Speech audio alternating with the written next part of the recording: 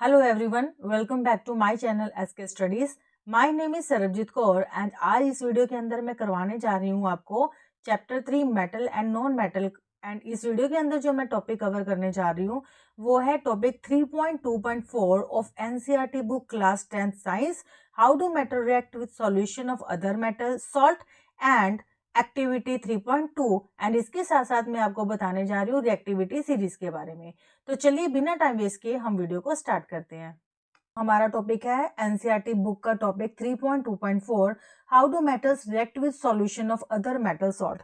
कि जो मेटल्स होते हैं वो किसी दूसरे मेटल के सॉल्ट का जो सॉल्यूशन होता है उसके साथ किस तरह से रिएक्ट करते हैं। तो इसको करने के लिए सबसे पहले मैं एक एक्टिविटी बताती हूँ जो कि एनसीईआरटी बुक की एक्टिविटी है 3.12। ठीक है, तो इस एक्टिविटी में हमने करना क्या है, take a clean wire of copper and an iron nail.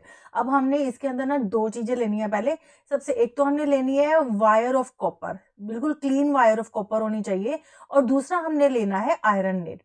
ठीक है, और फिर put the copper wire in A solution of iron sulphate. अब हमने जो कॉपर वायर ली थी ना उसको तो डाल देना हमने आयरन सल्फेट के सॉल्यूशन के अंदर, एंड जो हमने आयरन ने लिया था उसको हमने डाल देना कॉपर सल्फेट के सॉल्यूशन के अंदर से। ठीक है, तो ये आप डायग्राम में देखो, जैसे हमने ये दो टेस्ट ट्यूब ली थी, एक के अंदर हमने ले लिया कॉपर सल्फेट सॉल्यूशन और इसके अंदर हमने ले लिया आयरन सल्फेट सॉल्यूशन।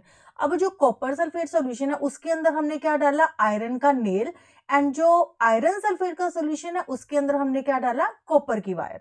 ठीक है, अब record your observation after 20 minutes. तो 20 मिनट्स के बाद हमने देखना है टेस्ट ट्यूब्स के अंदर कि क्या हुआ, कोई रिएक्शन हुई, किसके अंदर रिएक्शन हुई और कैसे हुई। तो सबसे पहला क्वेश्चन हमारे यहाँ से आता है, in which test tube did you find that reaction has occurred. तो सबसे पहले 20 मिनट्स के बाद हमने देखना है कि इन दोनों में से कौन सी टेस्ट ट्यूब के अंदर, ठीक है, रिएक्शन हुई है। चलो हम इसको नाम दे देते हैं, इसको कह देते हैं टेस्ट ट्यूब ए और इसको बोल देते हैं टेस्ट ट्यूब बी। तो अब हमने 20 मिनट्स के बाद ये देखना है कि टेस्ट ट्यूब ए के अंदर रिएक्शन हुई है कि टेस्ट ट्यूब बी के अंदर रिएक्शन हुई है।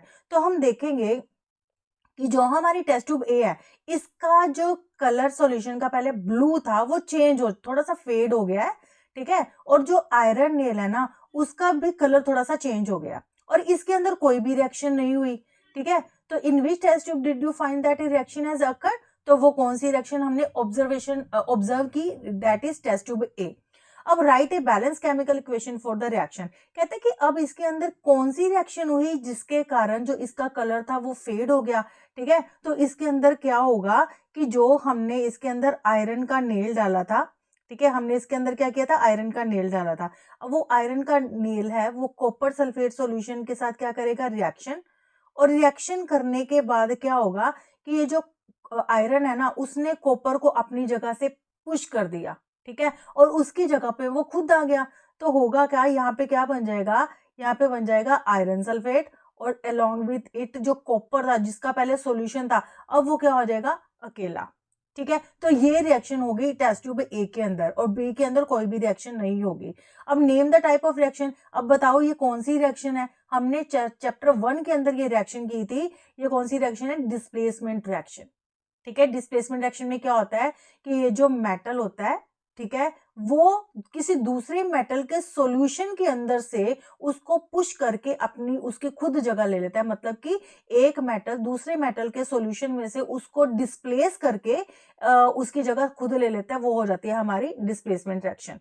तो ये जो एक्टिविटी है इस एक्टिविटी को अच्छे से किसने एक्सप्लेन किया, डिस्प्लेसमेंट रिएक्शन ने। ठीक है, तो displacement reaction studied in chapter 1 give better evidence about the reactivity of metal. कहते हैं अब ये जो डिस्प्लेसमेंट रिएक्शन अभी हमने देखी है ना, जो इस एक्टिविटी के अंदर हुई, ये चैप्टर 1 के अंदर हमने इसको डिटेल से किया था। कहता है कि ये जो डिस्प्लेसमेंट रिएक्शन है ना ये किसी भी मेटल की रिएक्टिविटी को अच्छे से बताती है।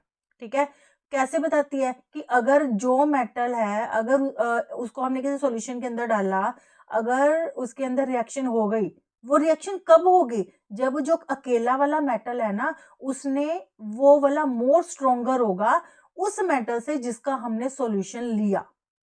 ठीक है, it is simple and easy, if metal A displaces metal B from its solution it is more reactive than B.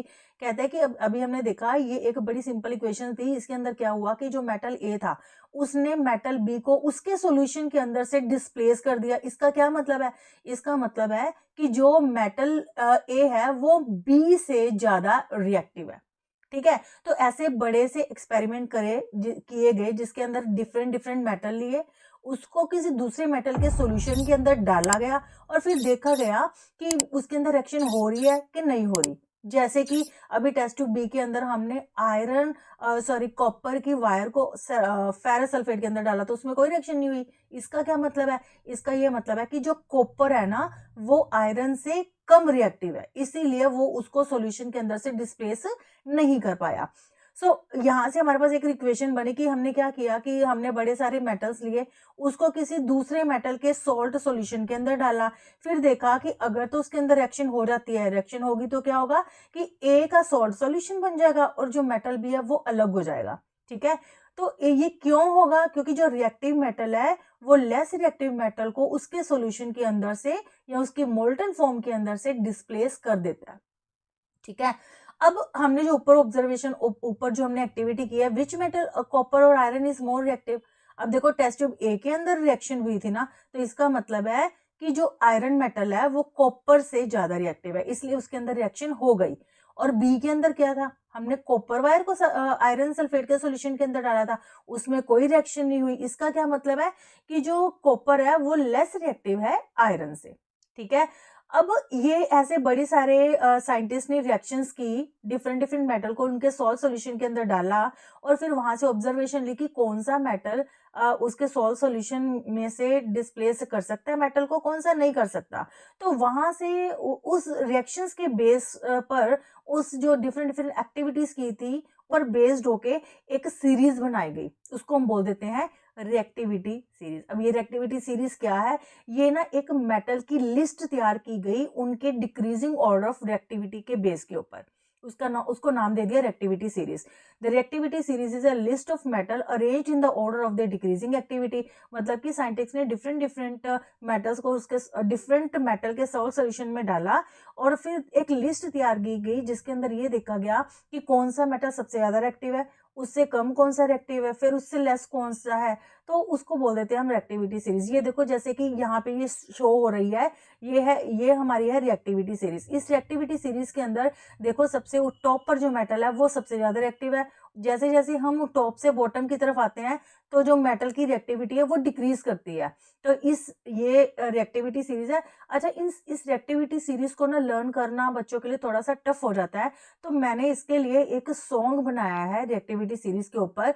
तो उस सॉन्ग को अगर आपको करना है, रिएक्टिविटी सीरीज को लर्न करना है, तो ऊपर देखिए आई बटन ऊपर राइट कॉर्नर के ऊपर आपको एक लिंक शो हो रहा होगा। अगर आप उस लिंक को क्लिक करेंगे तो आपके पास रिएक्टिविटी सीरीज को लर्न करने का एक बहुत अच्छा सा सॉन्ग आ जाएगा, जिससे आप बड़े आसानी से रिएक्टिविटी सीरीज को कर सकते हैं। क्योंकि अगर आपको रिएक्टिविटी सीरीज आती होगी तभी आप बता सकते हैं कि कौन सा मेटल दूसरे मेटल से ज्यादा स्ट्रोंग है और कौन उसके साथ रिएक्शन कर सकता है। So it is all about the reaction of a metal with the solution of other metal salt and the reactivity series. Thank you so much.